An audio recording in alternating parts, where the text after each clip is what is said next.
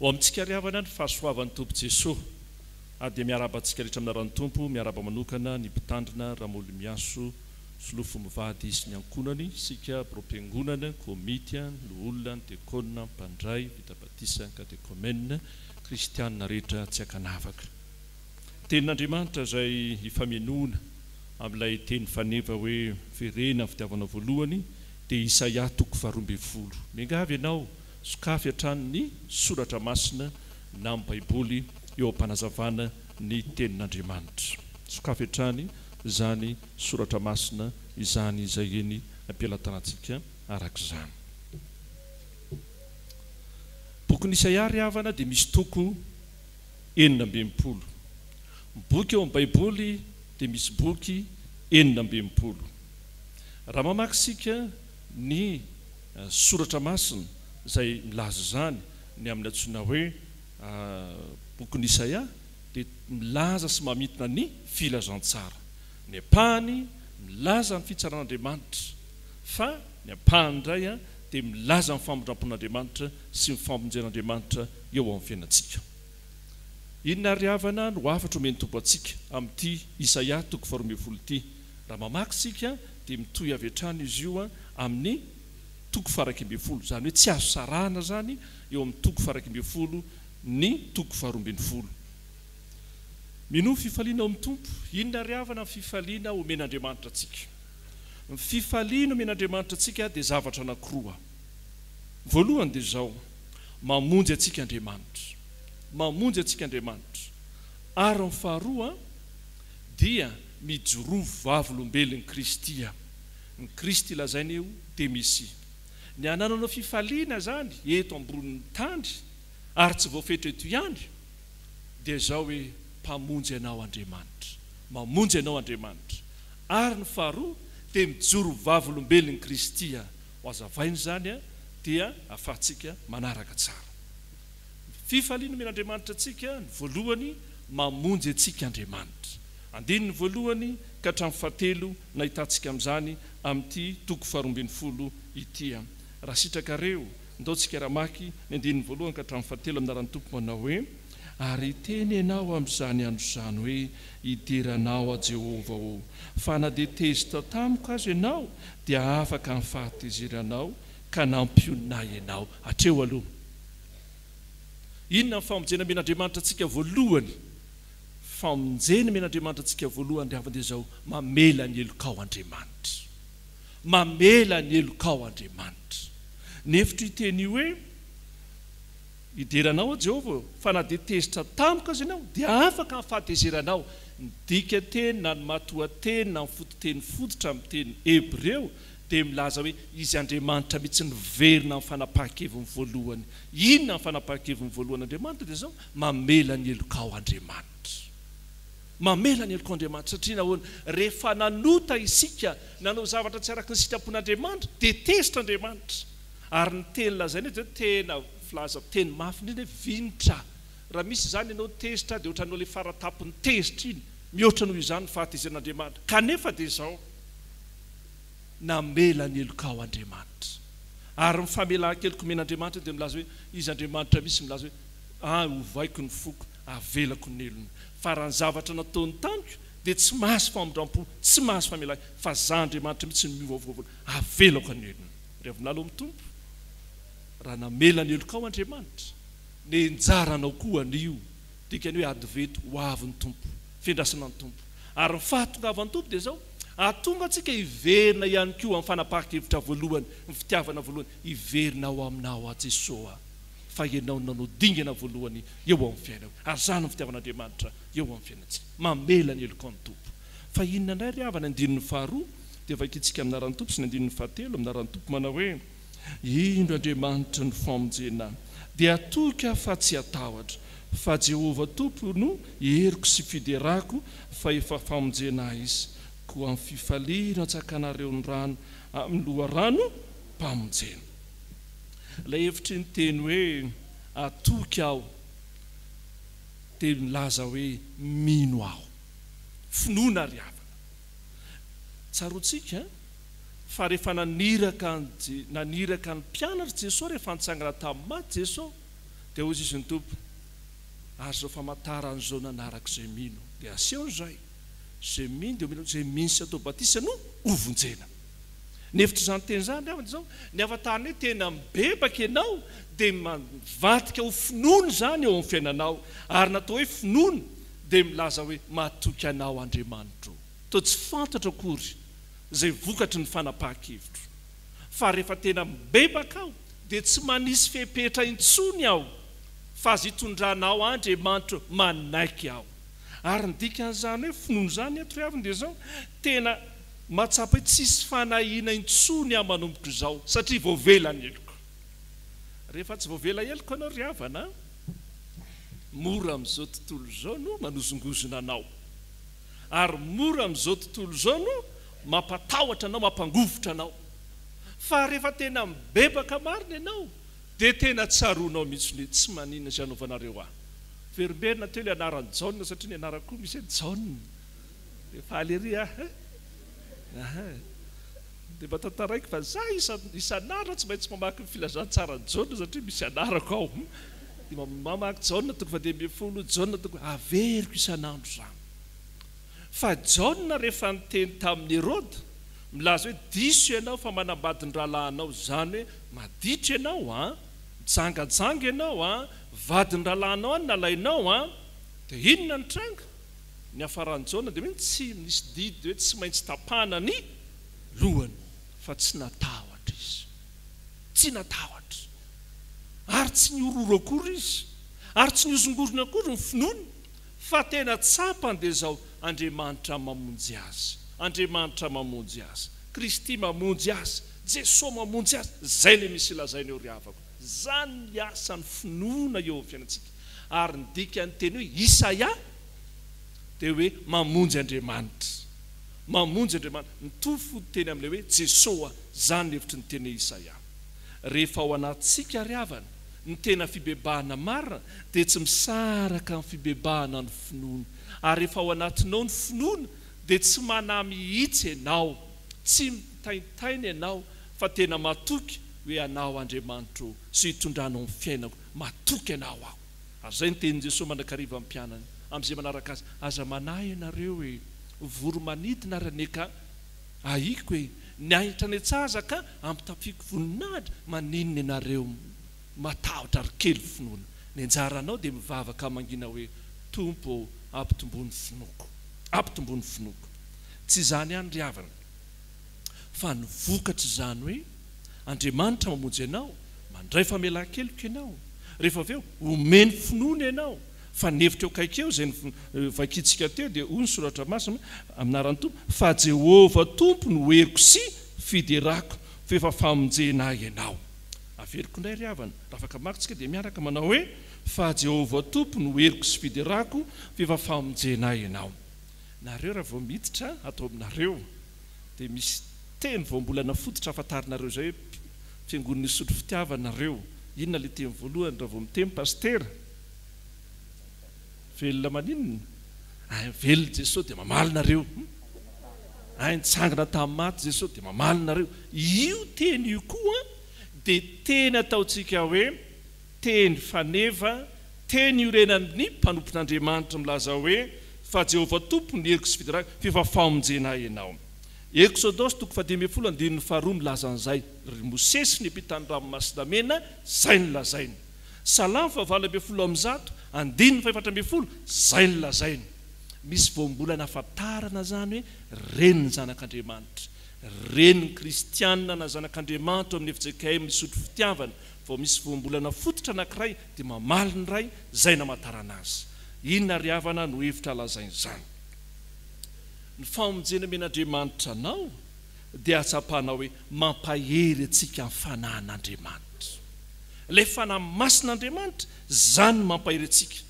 Tsy no ny vakitsika hoy aho fa eo ampiteo ihany tsy lavitra mifampijerytsika ny Isaia 1:10 ny andininy voalohany sy faharoa mba miara vakitsika aminaran'ny Tompo.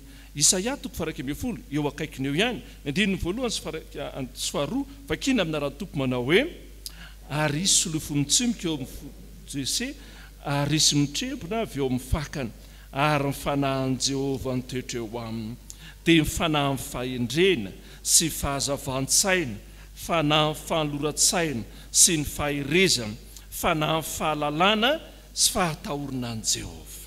Inona ry havana hevitra izany? Raha mamakintsika dia misy afity io fanahy an' Jehova ny ao aminy. Dikan'izany teny izany dia fanahy an' Jehova ny toetra ao amin'izany dia zao rehefa toetra ao anatinao fanahin'Andriamanitra, izay ilay antsoina hoe hery ao anatinao. Ary ny dikan'izany mitoetra izany zao filazan'io amin'ny matoan-teny fototra amin'ny teny Grika dia milaza hoe misy fitsarana ianao. Raha vao anatinao fanahin'Andriamanitra, ary izay mampiavaka ny hoe reto ny mpanompon'Andriamanitra, na ny mpanjaka, na ny mpisorona, na ny mpaminany, na ianao ny atsapana hoe an Jesosy aho na an'Andriamanitra aho omeny ny fanahy masina ianao. Ary ny dikany hoe mitoetra dia zao tena feny fitoniana ianao, feny fitsaharana ianao. Mitoy an'ilay fanazavana teo hoe na dia toy na hoe manonja azy, na dia toy hoe manaitra anao azy zao tontolo zao, ny zanak'Andriamanitra manana fitsaharana, manana fitoniana. Matoy ianao ne mivavaka atao am-piangonana adiny 3 tsika ato, nareo rehefa tonga aloha mety adiny 4, misy adiny 2, misy adiny 1. Fa zao ny olona tsy manana matahotra, sao dia tsy vitako ny asako, sao dia tsy vitako ny fianarana, sao dia tsy vitako ny famangina fianakaviana. Tsy manana fotoana inona tenin'Andriamanitra sy resahana amin'i Jesosy tahaka izao. Fa ianao rehefa men'Andriamanitra amin'ny fanahy masina dia tsaronao mihitsy hoe men'Andriamanitra fitsarana, afaka meno ny teniny sy ny sitrapony aho. Anankifito ilay teo. Voalohany zany mame fitsarana ho anao. Fa inona ny faharoa dia milaza hoe fanahy amin'ny fahendrena. Inona ny fanahy amin'ny fahendrena ry havana? Dikany fanahy amin'ny fahendrena ry havana dia zao tena fahendren'Andriamanitra no meny ianao. Ary ny faharoa ny ahafantarana hoe ao anatinao fanahy amin'ny fahendrena dia zao omen'Andriamanitra traikefa ianao. Jereo ireo olona irahan'Andriamanitra eo amin'ny soratra masina fa azo latsika hoe zaza vao avokoa. Fa rehefa mitoro ny filazantsara izy dia gaga ny olona. Fa taiza izy nianatra, iza nampianatra azy, iza ny ray aman-dreniny, ny atsapana hoe fahendrena avy amin'Andriamanitra dia omen'Andriamanitra traikefa ianao. Ohatra amin'ny mpampiasa ny orinasa anankiray milaza hoe ny olona miasa tao aminay dia manana traikefa natao hoe aizatra zao taona, 5 taona. Ianao manara-dia ny tompo, misy lalina mbola tsy fantatra ao ary tsy hitanao ary mety tsy takatry ny sainao tahaka ny Abrahama, tsy fantany akory, tahaka ny Noa, mbola tsy hainy akory. Zany nitondran'Andriamanitra anao, hanananao tokoa zany famonjeny zany. Fahazavan-tsaina ry havana dia zao, fanahy fahazavan-tsaina nevitra eo dia zao omen'Andriamanitra zava-baovao ianao, ampahitan'Andriamanitra zava-baovao.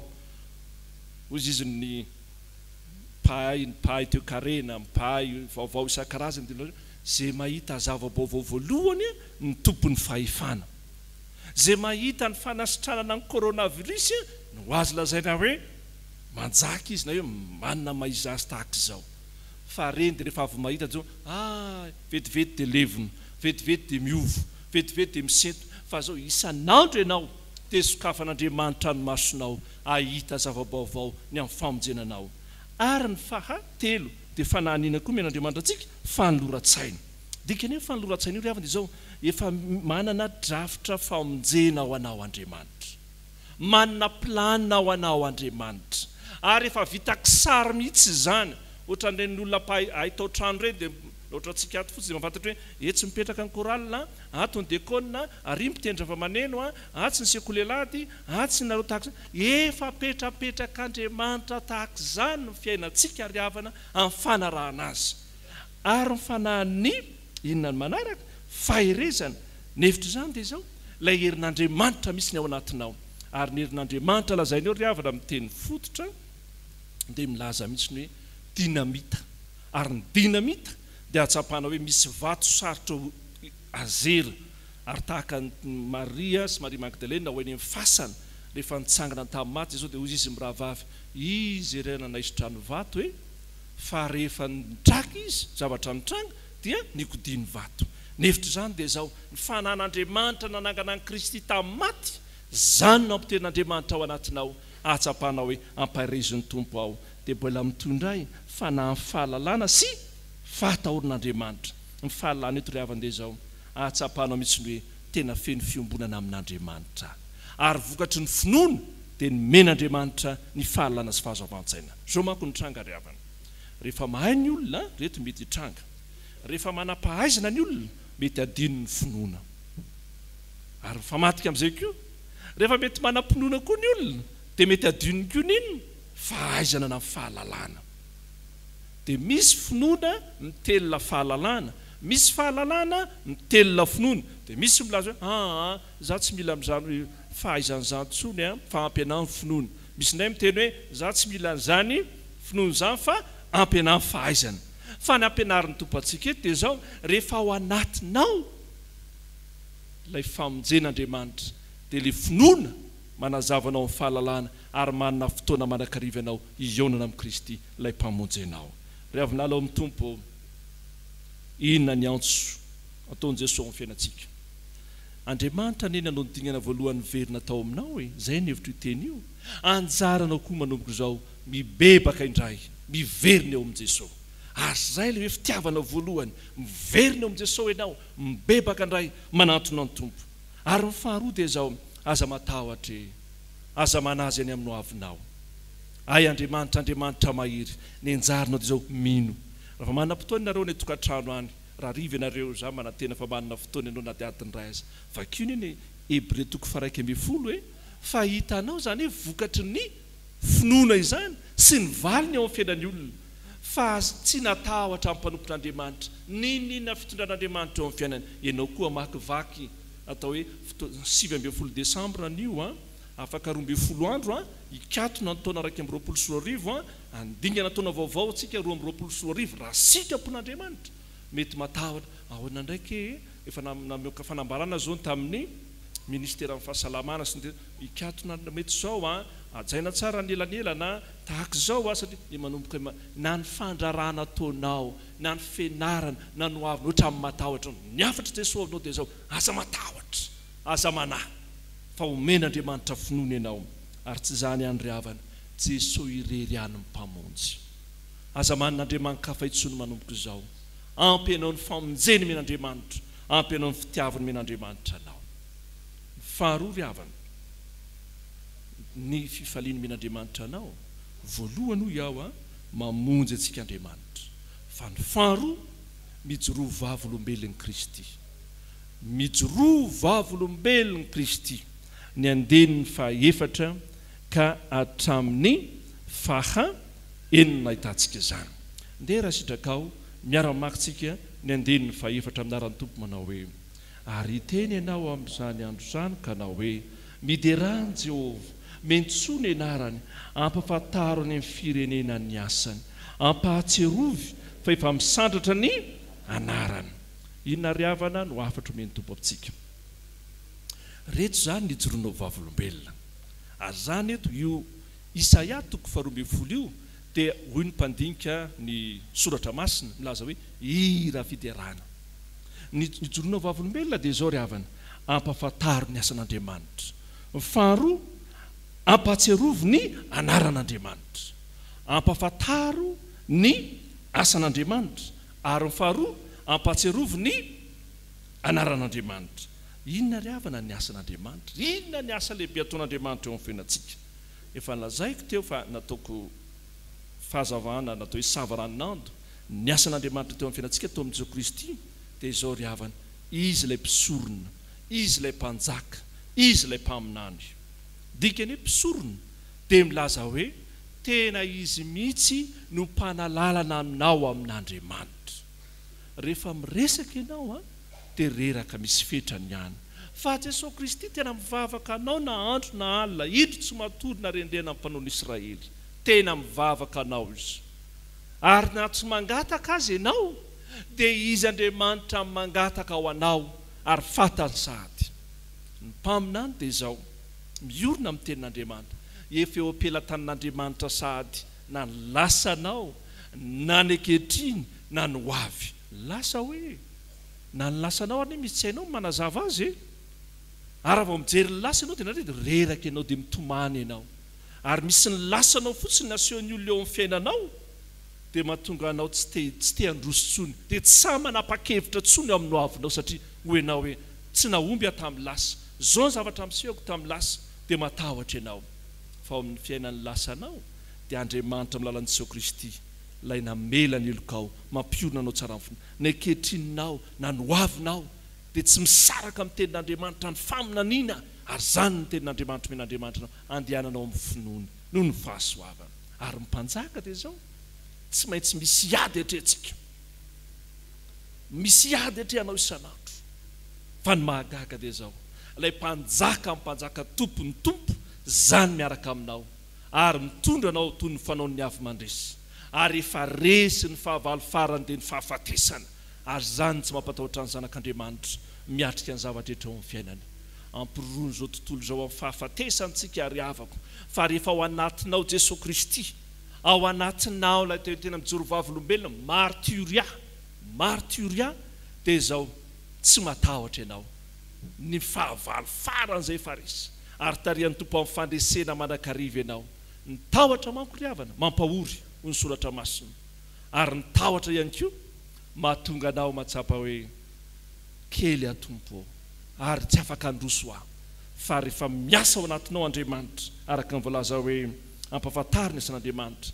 dia atsapanao hoe tena tsy heriko zany fa asan'Andriamanitra irery ihany fa zay le ataontsika hoe mahaizan'Andriamanitra fa inona kay ny asony eo amin'ny fiainantsika nazavainy 10 minitra ny sekoly lady teo raha mamankitsika amin'ny voalaza eo ny 9:15 dia milaza hoe asa lehibe 9:15 amin'ny alatombo mankalaza ny Jehova fa asa lehibe ny nataony inona kay le asa lehibe ny asa lehibe lazainy eo ry havana dia zao tena tsy takatry ny sainao ny asan'Andriamanitra eo amin'ny fiainanao ary tena tarian'Andriamanitra mihitsy ianao hoe zao amin'ny voninahitr'Andriamanitra zany ny asan'Andriamanitra Andriamanitra rehefa miasa eo amin'ny fiainanao ohatrany tsy tanao ohatrany tsy tsaroanao fa ny tarian'Andriamanitra eo amin'ny fiainanao dia ho amin'ny voninahiny mety mampitomany anao izy ankehitriny mety mahatonga anao mitanondroka mety mahatonga anao koa aza mikapokapoka ohatran'ny ankizy kely mikapoka ny dada sy nenireny dada meo gote meo an'izao dia tsy mame dada amin'ny fotoana anankiray fa rehefa tena tsarony dia zao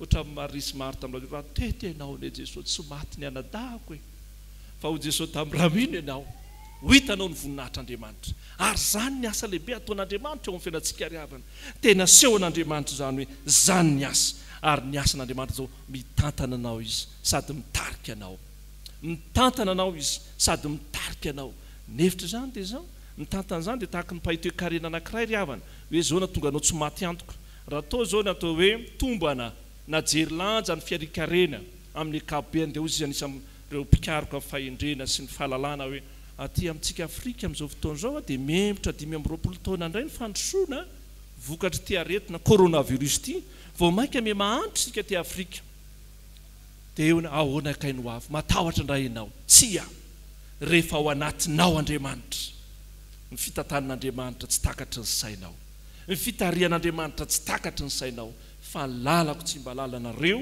mifevitra tsy mba fevitrareo ary zany ny antson'Andriamanitra antsika hiverina ho amin'ny atsapa ny fitiavana homen'Andriamanitra eo amin'ny fiainantsika dia tsy zany ihany ry havana fa atao inona moa ampatsiroviko ny anaran'Andriamanitra inona kay le anaran'Andriamanitra anarana anakefatra ry havana ny lazaina amin'ny soratra masina amin'ity anaran'Andriamanitra ity amin'ity Isaia ity ampafataro ny asany ampatsirovo ny anarany inona ny anaran'Andriamanitra anarany voalohany dia zao Immanuela dikany hoe Immanuela dia amintsika Andriamanitra miaraka aminao Andriamanitra ny faro zay lazany eto dia zao le anaran'Andriamanitra dia zao milaza fanantenana eo amin'ny fiainanao ho amin'ny tsara satria izy ilay mpanolotsaina Isaia 7:5 raha sitrakareo mamadika takila 1 mamadika takila 2 takila Isaia 7:5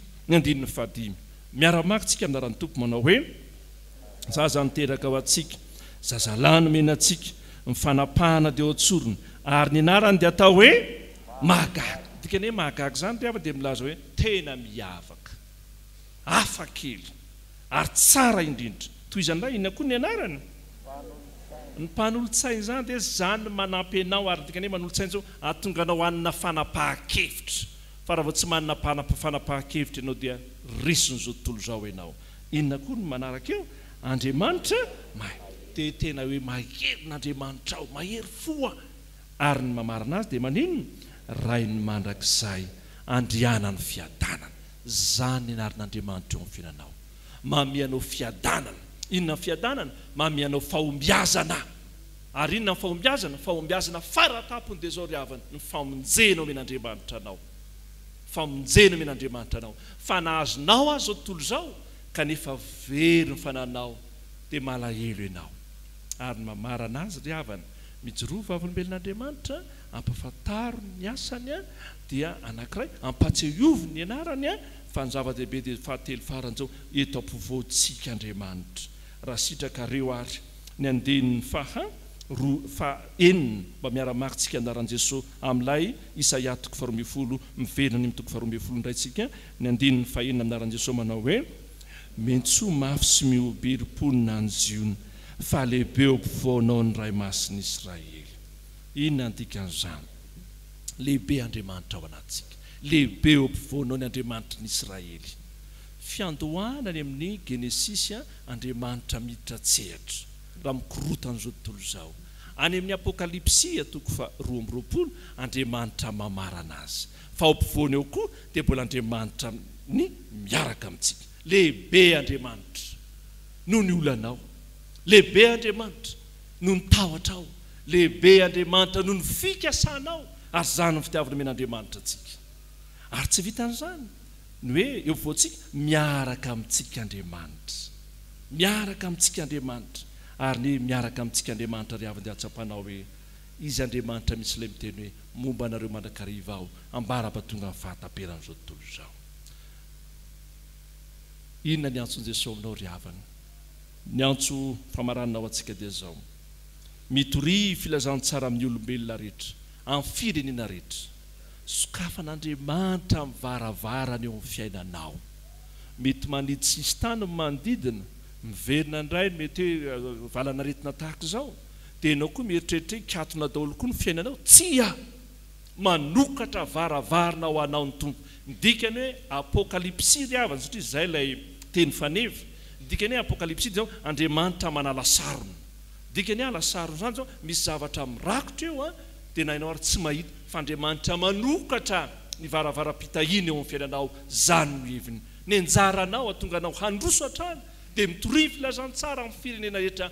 Baiko omeny Jesosy atsika zany, iverenantsika amin'ny antso sy ny fitiavana voalohany meny tompo atsika. Ary tsy zany ihany, mandehana amin'ny finoana sy ny fankatoavana, aza mitady fahagagana akory na famantarana.